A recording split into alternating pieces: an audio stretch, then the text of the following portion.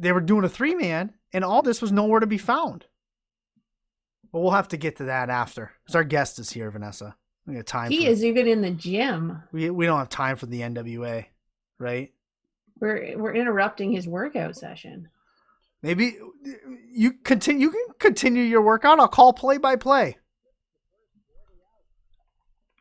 How you doing, sir?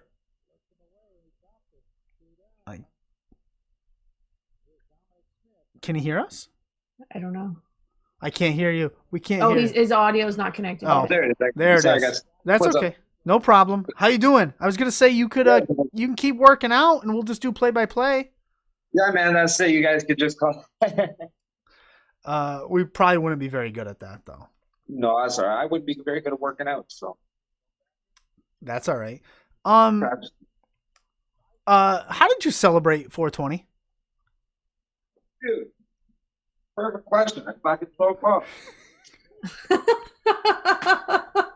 Welcome to Canada, my friend.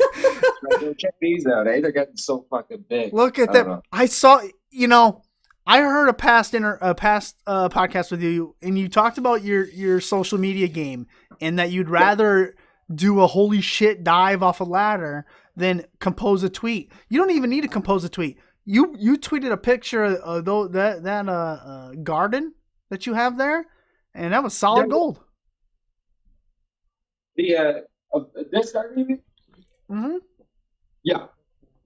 You think people like that enough? Eh? You would think so. Yeah, for sure. That's awesome. That is how Canadians roll. That's what I've been learning. That we were just talking about.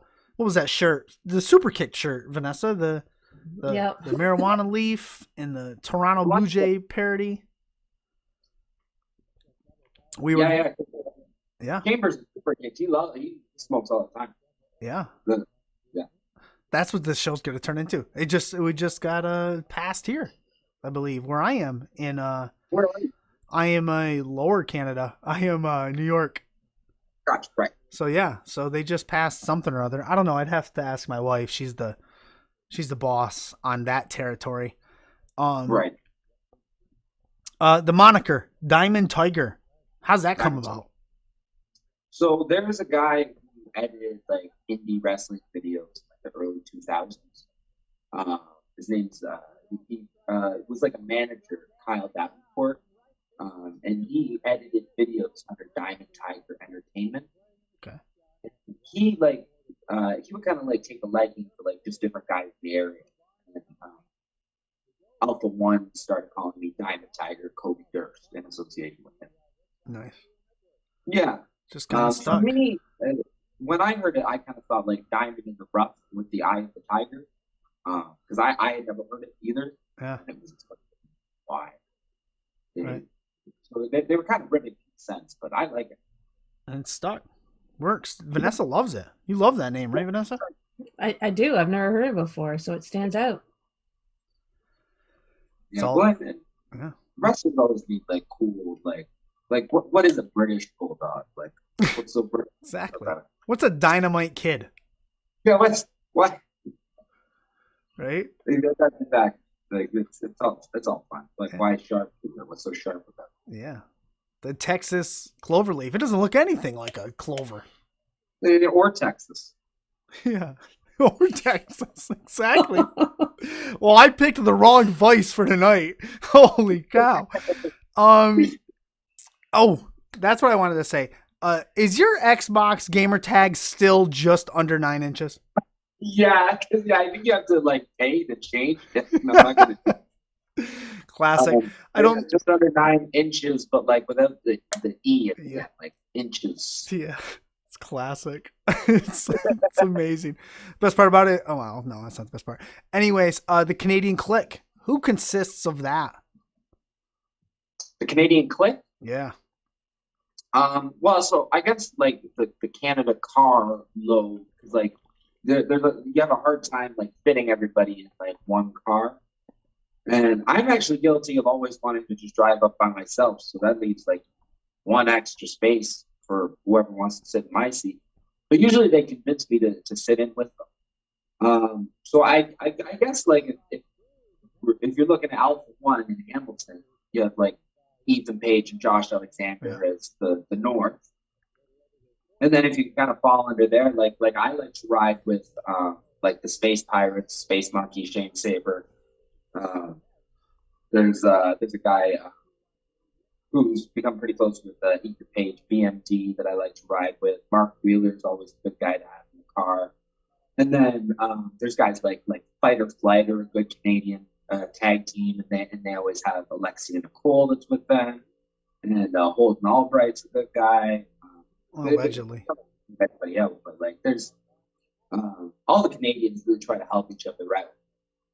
But I guess yeah, it's awesome. It's hard crossing the border too. Like some people are more comfortable, some people like don't have like necessarily the proper paperwork, or it's a gray area. Yeah. Right? We've talked about that gray area and that difficulty a plethora of times on here. And I was literally thinking about it today when I was trying to prep for the show. I was like, everyone's talking about that forbidden door, and let's just open that door to Canada. Let's screw the other forbidden door. Let's just open that Canadian door. Come on, let's get it done. Right? Yep. Kid, I used to hope that like America would take us over just because I wanted to wrestle and I wanted to play Survivor. There's a lot of land. There's a lot of land in Canada. It would be difficult to take that entire place over. Well, I don't know. Like fill up Saskatchewan first and see how you feel. I mean, in all honesty, I was about this close. I was a recount away of being Canadian. About this close. Oh, well, yeah, because I guess that you're so close to... just go right up there. Actually, on 4/20 in 2017, I was booked, I think it was 2017, I was booked to wrestle on Freelance Underground against Stevie Fierce. Okay. And it was a Thursday show, which is like, that doesn't usually happen. So it was a little suspect that like I was, because I always have my pay stubs for my real job with me, and I usually have a letter that says that I'm not getting paid. Right. Like my gas, my hotel, whatever. I'm not going to bring American money back to Canada. But on this day, like I just drove up by myself. There was a seminar also happening, so I was just claiming I was going to be on the seminar, and they pulled me in and turned me around, and fingerprinted me. So I could make that 4/20 show, however, 2017, whatever. Wow. And then for a year after, anytime like anybody rode with me, like they knew that we would get pulled in, questioned, or whatever. It adds like an hour to your trip. And then it kind of went way after.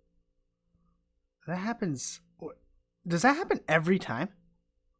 It happened. Well, it happened every time for me for a year after that. Right. Okay. So 2018 wasn't like the most fun for me. Yeah. It's also like stressful, like in the pit of your stomach. You feel like what if I miss this booking? Right. And you don't want people to think that you're not reliable. Yeah. Like fucking them around. No, man. Like let's go. And honestly, I only ever got turned back the one time, but I'm someone who's like always super stressed. Oh my gosh, why would we get turned away? What if, or like, what if they keep us there for like 3-4 hours and then it doesn't even matter? Right. It's a joke. Yeah, it's annoying. It is. Growing up as a kid, was wrestling on in your house? No, when I was real young, like I immediately started doing it to my friends. So my mom took that off TV right away. There's an 86 that we're having none of that. Yeah, no, and it and you if you've seen my clips, like I really commit to the spots. Yes. So some of the like elbows I was dropping were pretty like gnarly when I'm a kid. Yeah. So they turned that off, but I was still able to play video games. Okay. So I started like really getting to like SmackDown versus Raw 2006 through 8. And then by that time, like I'm kind of like in grade 8 high school. Like you can't really tell me not to watch wrestling. Yeah. Can't tell you what to do.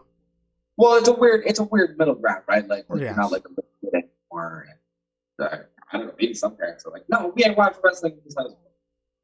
By that point, they figured that I was mature enough to not do it to my friends, and they were wrong. They were, they were totally wrong. They were so. Yeah. I went. I fell in school. I still do it today. I'm a grown man. Who did you use in those video games? Who was your player of choice? I was drawn to like Triple H or Brock Lesnar.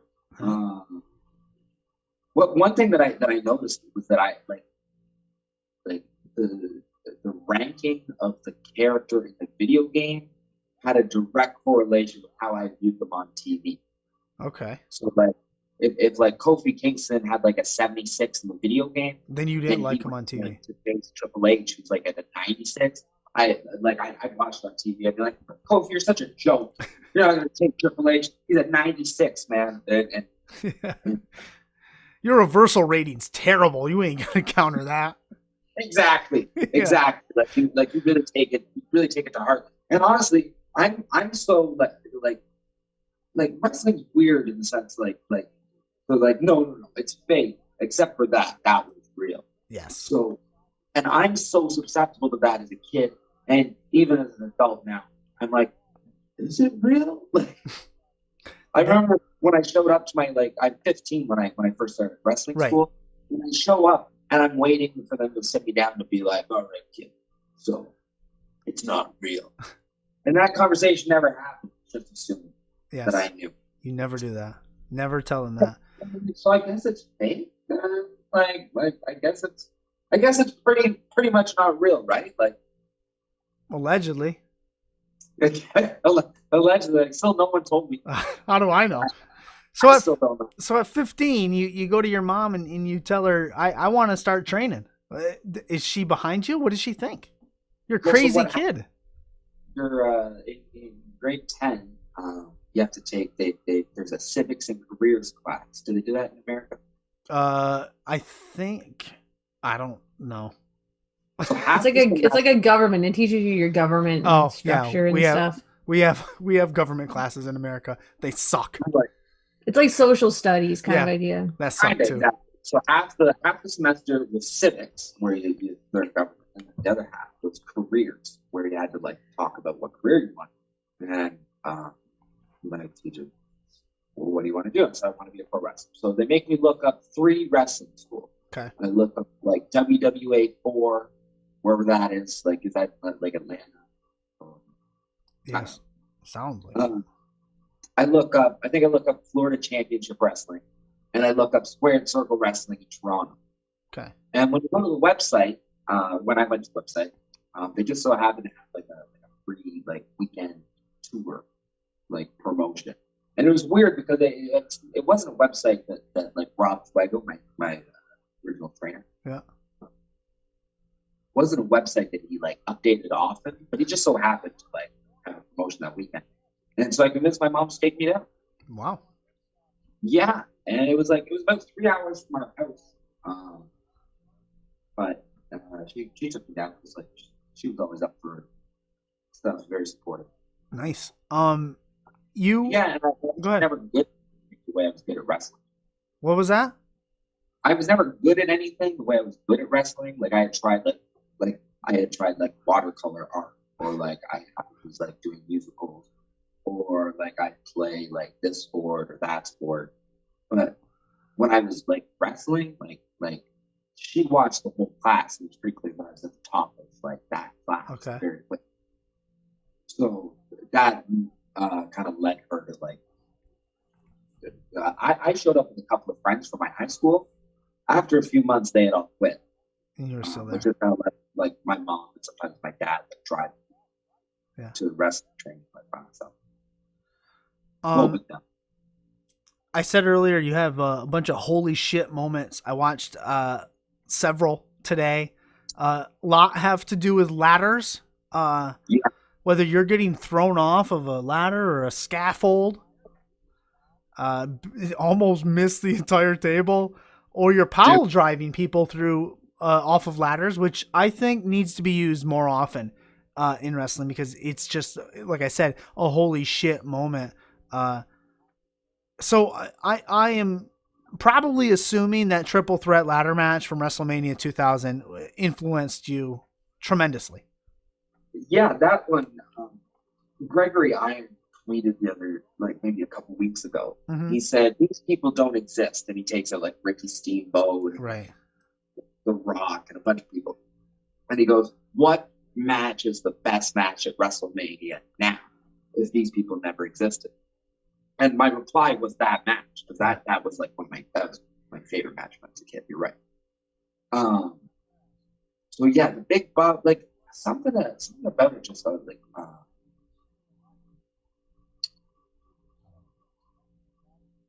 I don't know. It's hard to even explain because I really do have I really do like a good like classic wrestling match. Like I don't want it to seem like I'm just someone who's like, yeah, big bumps. Well, you've had several Iron Man matches with Josh Alexander, which are, I mean, go watch them if you've never seen them. Thank you. Yes. Yeah. So I never like coming off as someone that's just like, yeah, bigger bumps, like that's the best. But I'm a very emotional wrestler and like performer, so I can pin like the match that you're talking about, for example, where I went off the scaffolding and we almost missed the table. That night, I had gotten some kind of a scuff with my girlfriend, and it just so happened it was the second time she was going to see me wrestle, and she had brought her mom to see me wrestle. Oh my God. So I got these two ladies sitting out in the crowd. Me and her are a little bit tense, but like I've seen the mom, and we're kind of like, oh, everything's cool, like whatever. And it's in my like I live in Mississauga, so then that's where that match happened. And when Channing showed up that day, like ACH was in the match. Like, he even kind of like chewed Channing out after the match because he felt he was a little reckless. I personally didn't think so because I was feeling reckless myself.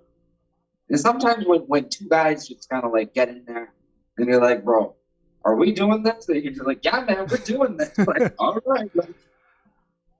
It just kind of escalates. And that's happened to me and in certain matches when people are like, man, you really went for it. I can almost like guarantee you, I'm like, oh yeah, that day I was having some trip. Yeah. Yeah. And then there's something to be said for like when you show up and everything's going like really well, like maybe you'll have like a more athletic style match, like maybe you're a little more quick or crisp, but there's so much to be said about the emotional side of wrestling. I agree. Mm-hmm. Yeah. And I think that's what makes it relatable. I think that's what draws people in, whether you're watching it on whatever TV streaming service, you're there live. I think that's what draws people in. And there is a lot to that. I've never been in the ring, but I've played sports and I fed off emotion then, so I can get it. Yeah, well, and anytime like any live performance, anytime you do anything in front of a crowd, you can always kind of feel like even if like even doing like a speech at school, like you kind of like feel an energy in the room. Yeah. For sure. Yeah, so you have the holy shit moments. You also have great match. Josh Alexander, I think I might have watched, I want to say 5 matches between you two at least today. Prepping. So your in-ring work is phenomenal. Thank you. And I think you're selling. I enjoyed that. But as a wrestler, where do you feel you can improve? Because everybody should feel they can improve. So where do you feel you can improve? So I think it's always going to come down to things like conditioning, right? Like obviously you're doing something, it's not going to be the best for you. Right. So when I have a big match like that coming up, like I taper off, I stop, and you focus on the cardio. So you clean that up, then you're really looking at kind of like when I think about wrestling, I'm someone believes like wrestling should be like you should wrestle so good, like your wrestling should be so crisp that people want to watch it. Yes. It shouldn't be something that you're doing necessarily to entertain people, if that makes sense. Yeah. So things that I like to work on, it comes back to drilling it. Like when I'm before the pandemic, I would have 2-3 matches every single weekend. Right. That's what keeping like your moves are gonna be crisp, everything's gonna be tight. There's something to be said for when you're in the ring, practicing the moves, running the ropes, like practicing spots, like what like something I struggle with in like seminars sometimes is somebody will call a spot like as a drill, like a tap drop down or a drill. And sometimes I mess those up. Whereas I'm so conditioned to having like real matches and calling my own spots and like thinking like I almost get in like my own thought patterns. Right. And they talk in wrestling like some people talk like you know you have your like 5 moves to do or things like that. So there's also something said for keeping it simple. So I guess the thing that I would come to is trying to be as complex as I can while still keeping everything crisp. Stay tight, stay sharp. Stay tight, stay sharp. And I'm also someone who sometimes sometimes I don't like to call it. You know? Like sometimes it's feel it. Go out there and feel it. The other thing sometimes it's a struggle is just the road life too, right? Like if I'm gonna wrestle on Freelance Friday, you know that's gonna be a 9-hour trip one way, and then maybe I'll wrestle like Black Label Pro the next day, and that's fine. Like that's only like a 3-hour trip, so you find somewhere to stay, you can have fun, and then you come back, you're gonna wrestle on Hamilton probably one Sunday. Yeah. Okay, so you drive past Hamilton, maybe you get some sleep at your house. By the time you're back at the show, like you're pretty exhausted, eh? So sometimes the road life gets to be a bit much, but it's fun. It's all fun at the same time. Like it's not even something you can really work on, but like something that like you. I think it's like anything. The more you do it, the better you get. Yeah. Yeah. The more reps, more in-ring stuff. I get that. I totally get that. Yeah. I guess a common criticism maybe of me would be lack of character, maybe. Yeah.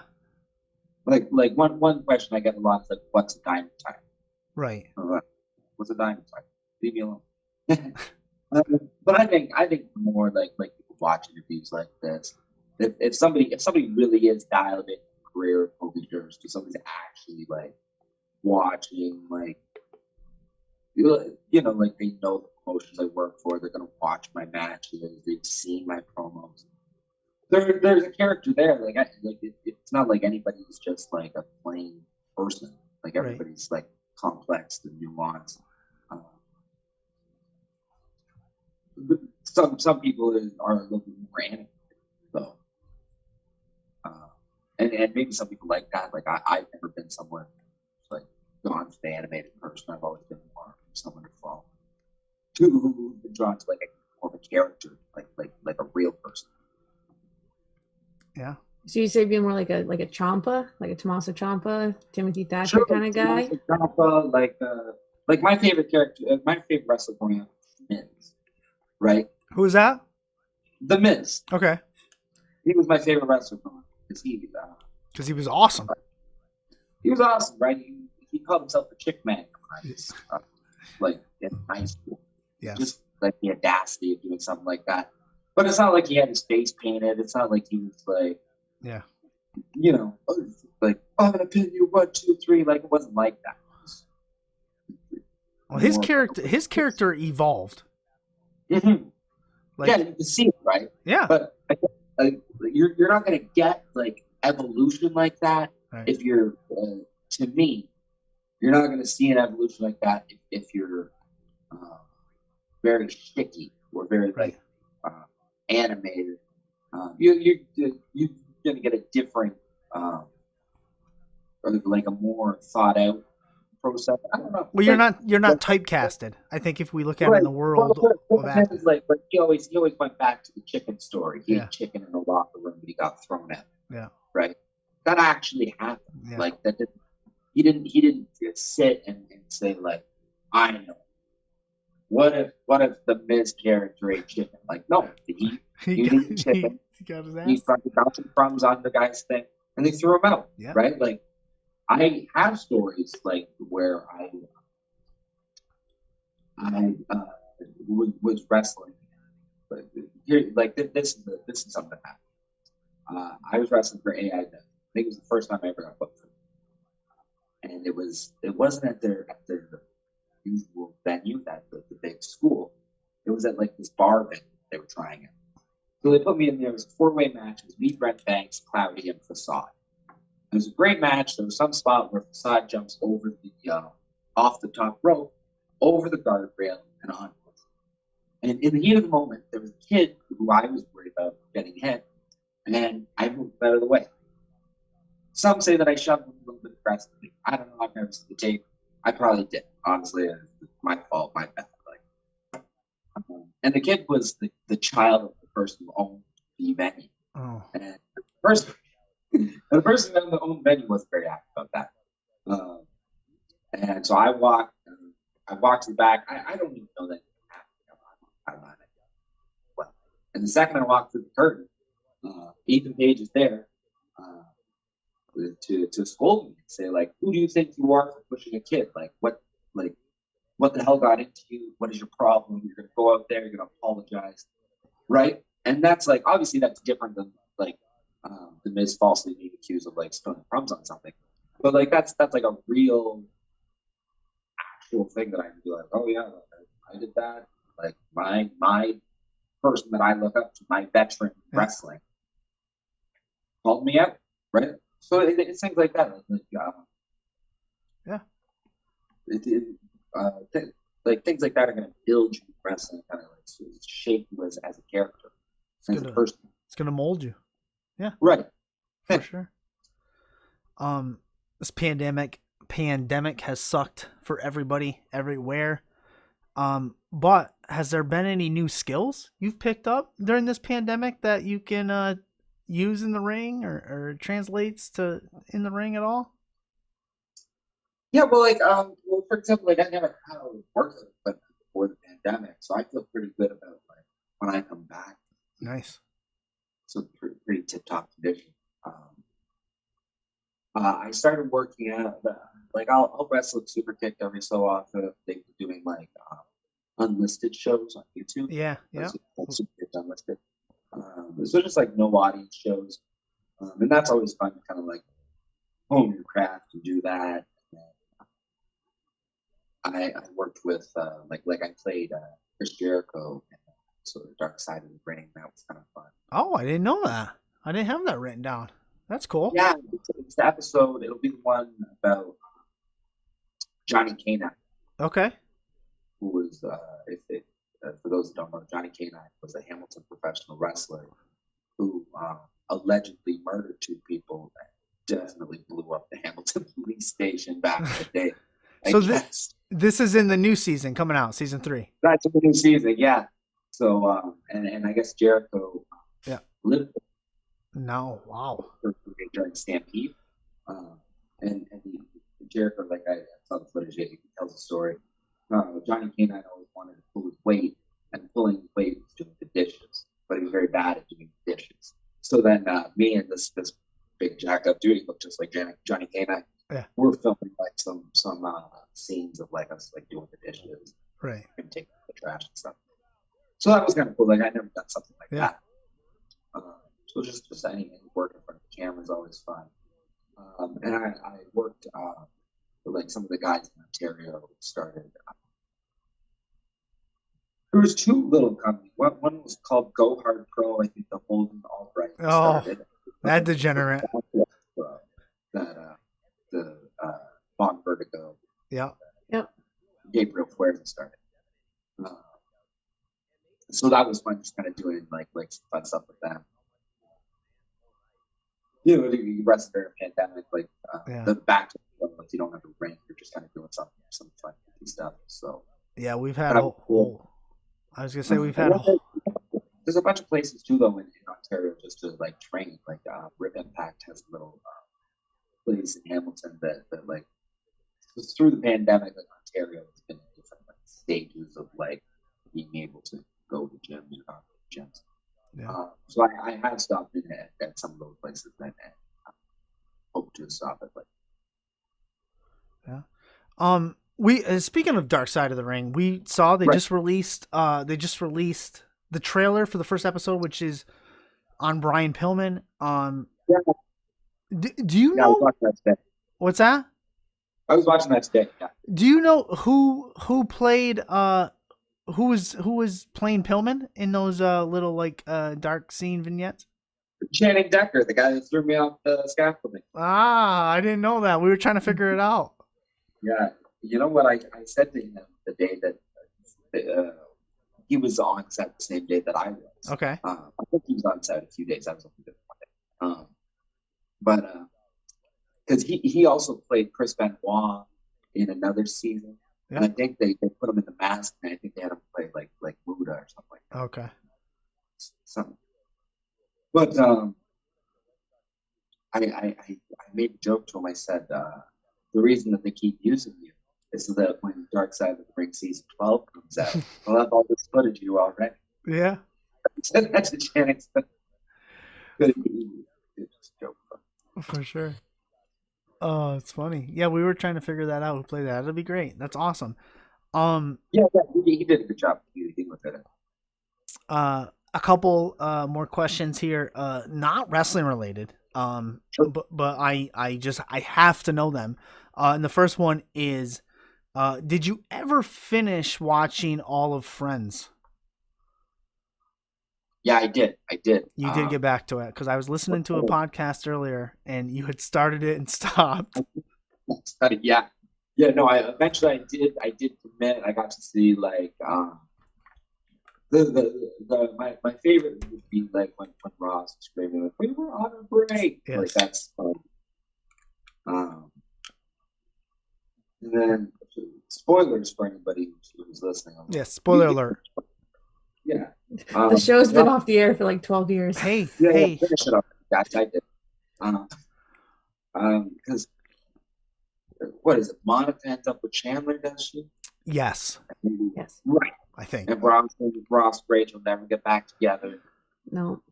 Right. And Joey ends up. What does Joey do? Joey dates somebody for a bit and then maybe he stops. I never watched Friends. I just knew from other people. Right. Sure. But, it was weird though. I think I said it in the other. When I talked about it before, because my mom would watch it. Yeah. In my head, even though like when they're acting on TV, they're like my age now. Yeah. I see them as old. Yes. You know? Yeah. I understand that. It's more adult than me. Yeah. So Seinfeld was almost the same problem, but like I really love stand-up, so I was able to get over it. Yeah. Seinfeld, great show. Great. We call ourselves. It's almost like this show. Literally. So about nothing. You talked about celebrities. You were mentioning you wanted to wrestle celebrities. Like let's bring back Celebrity Deathmatch almost, like the old MTV days. But I was wondering, besides David Arquette, besides kicking his face in, what other celebrities would you like to face in the ring? I always had a dream that like Justin Bieber and I would like be buddies and like tag team someday. Like I heard that he kind of liked wrestling. Interesting. Maybe he'd be like so cool that instead of going like main, because of course if Justin Bieber really wanted to do it, he could probably go to WWE or AEW. But like, how cool would it be if he just hit me up and was like, "Yeah, man, we're gonna start. Like, I'm gonna be a tag team partner. Can you get me booked for like CZW or fucking like GCW or like like whatever like." And I'm like, I got the next like. Yeah, it sucks to be deceased. Rest in peace. I always wanted to rest and screech. Yeah. Rest in peace, for sure. So that's too bad. Or I'd love to be managed by like maybe one of the Wack Pack. Like if I could get like high pitch air. Oh my God! You know, like that would just be a dream come true. If Jeff the drummer was. He lives he lives close to me. Maybe we can get that done. Dude, I'd Baba Booey off the top rope every fucking time. Oh my goodness! Who else of the Wack Pack? Would you? Beetlejuice has been in the ring before. He's been known to throw a few. He throws those gloves on, something like that. Like I think we could do some real damage. Oh man! But right up my alley. He'd have to come up with it, right? Like Beetlejuice is the kind of guy you can't tell him what to do. No, he has to want to do it. Beetlejuice calls the match on the fly. But he calls the match on the fly, and he doesn't let me. I couldn't tell him what to do. I could control him, but I would love to be part of that. If Beetlejuice ever wanted to be my tag team partner, management, in a wrestling match. Oh, imagine if he was your advocate. How great would that be? That's a celebrity. That is one hell of a celebrity. Oh, unbelievable. Whew. We're nearing the end of the show, Kobe, and yes. Greatly appreciate your time. You're more than welcome to come back here anytime. I don't have a forbidden door. I took it off the hinges, and come back. You guys do so regularly? You guys are like 3 times a week, right? We stream on Tuesdays and Thursdays, and then occasionally a Saturday. That's discipline. Depending on our home life. Like I have 3 daughters, and it's insane here. So right. So like I came on at 9:30. What time did you guys start earlier than that? Did you? No, we start at 9 p. And then me and Vanessa shoot the shit for like 30 minutes. Right. And then we have our guests come on for 30 or so, and then we chill, and we get out of here at 11, or we get out of here at 10:30, or we get out of here whenever the hell we want. Kind of riff until you're done. Yeah, and it's just we kind of make it as relaxed as possible. That's sweet. Yeah, that's the point. I'll come back anytime. Yeah, you got something to plug, a show or anything, or you want to talk about Wack Pack characters? I could do an entire show on that. Yeah, man. No, I'm a big Stern fan. When it's like my shoot job is I love garbage. Okay. So I have my headphone in, and so every like Monday, Tuesday, Wednesday in the morning, this stuff. That's what I do every day. Yeah, exactly. So they're like family. It's always fun when like meet a Stern fan. Yes. And they get all the references. I agree. I wish my wife was down here to hear you mention that. The Wack Pack, she would have popped. She would. Yeah, like it's on in the car or something, and people ride with me. Like I'm like, where's Stern? Like I'm kind of tired of this kind of music. Yeah, for sure. And then usually what I'll do is I'll charge my headphones, and then I'll listen to Rogan in the afternoon. And honestly, I feel like you listen to Rogan ever? I don't. The only time I hear Rogan is on UFC. Right. What I feel like I almost feel like because him and Stern are take almost like opposite views, and I feel like it's almost on purpose. Like sometimes I'll listen to them like back to back, and I'll be like, man, this guy Stern just talked about this with the opposite view. I could see that. Yeah, it's pretty funny. It's entertaining. Yeah, I could totally see that. No, I like the yin yang of it, though. I like hearing, this guy's like, Joe Rogan's a good guy, though. I remember, he does UFC. Obviously, he's got a show. He's done a bunch of comedic stuff. I can hear a child coming down the stairs right now. But anyways, like I said, I like stand-up too, and I was really getting into doing I was doing like a bunch of open mics before the pandemic. Oh, nice. Yeah, it's really fun. Like it's a different feeling being up there all by yourself than a wrestling ring. Yeah, I bet. But still, like finding like a cadence with the audience, and like it's good for promos too, right? I bet, for sure. Yeah. And other than like I know Dolph Ziggler does stand up, but I can't really think any wrestlers that. Yeah, the only one I know is Dolph Ziggler. Mick Foley kind of does a stand up type of one man show. It's almost from what I've heard, and I've never seen it. I've heard it's almost more like a story session. He's a funny guy. I mean, what is stand up? Like, it's just stories from your life, really. But just because you're a wrestler doesn't mean your stories aren't funny. Comedians. I was gonna mention something about comedians. Who are your favorite comedians? Are you a Mitch Hedberg guy? Yeah, of course. Mitch Hedberg, like his. He has a joke. I think my favorite one is, "I don't have a girlfriend, but I know a girl that'd be upset if I told you that." Yeah. My favorite one is two guys walked into a bar. The third guy ducked.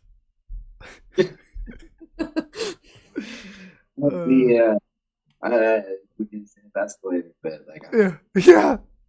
They can never break. They can only become stairs.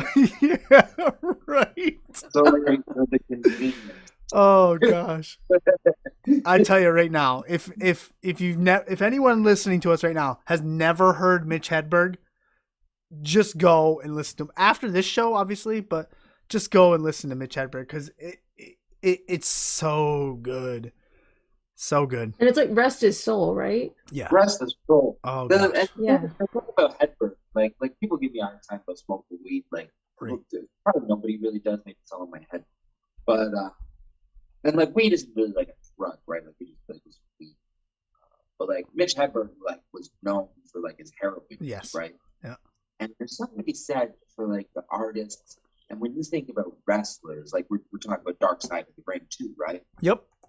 There's something about the wrestlers, and maybe it contributes a little bit to the HR-less world that like we kind of face now. And it's good that everything's like cleaned up. But there's something to be said about those that are so wild that they almost don't care. They're like, yeah, I can care. Fuck it. Yeah. Like that artist. Like the jokes that Hedberg came up with, like, would he have come up with them without that? And then you think about some of the wrestlers who were like so wild that like they were taken from us too early. It's almost like maybe that was really supposed to be like that. Yeah. I don't know. You never know. I'm almost on my joint too, so who knows what I'm thinking. You never know. Well, Kurt, I was reading somebody saying they're gonna go talk with Kurt. But I met Kobe. Well, Kobe, it's been a pleasure to have you on. I'm going to get... Oh, shit. Vanessa would yell at me if I didn't do this. At the end of every show, I give the mic to the guest. This is your time. You can put anything you want over. You can bury anything. You can let us know where to find you. I don't care. I will not interrupt. The floor is yours.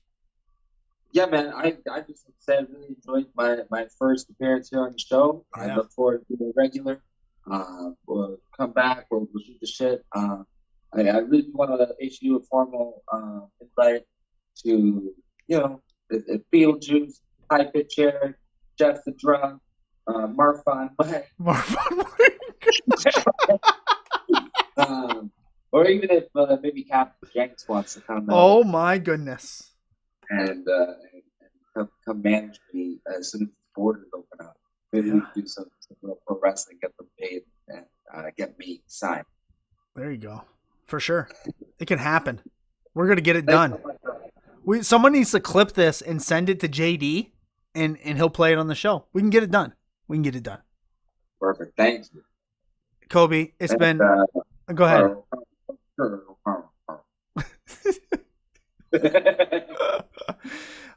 We can find you at twitter.com/Kobe Durst everywhere. There, Instagram. Kobe Durst everywhere. Everywhere. Yep. And do you have a merch store or just? No, honestly, just to say to my guys, just watch my wrestling and like follow me. That is amazing. That is awesome. Yeah, I'm not really. especially as a Canadian. Like I'd like to wrestle in your country, uninterrupted. For sure. Let's get it done. Only want to get a visa. Awesome. Here comes the money. Whoa! I don't know how to turn this off. Money, money, money, money, money, money, money, money, money. All right, Kobe, let me tell you what just happened, okay? So from now until the end of May 31st, I raise money for St. Jude. And that alert is a special St. Jude alert. Obviously, it's Shane McMahon's, theme song. But the second half of it is my middle daughter, who is now 8, who recorded it when she was 4, maybe?